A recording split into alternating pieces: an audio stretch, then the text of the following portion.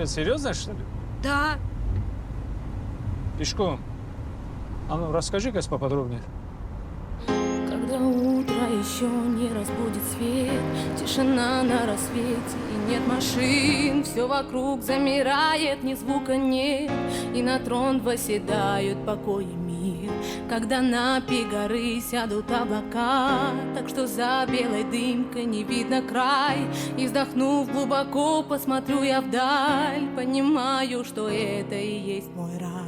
И по ночам не снится вся красота, что в Дагестане. Я буду родиной гордиться, ее любить не перестану. И даже за границей у дагестанского народа в сердцах любовь искрится к своей земле, к своей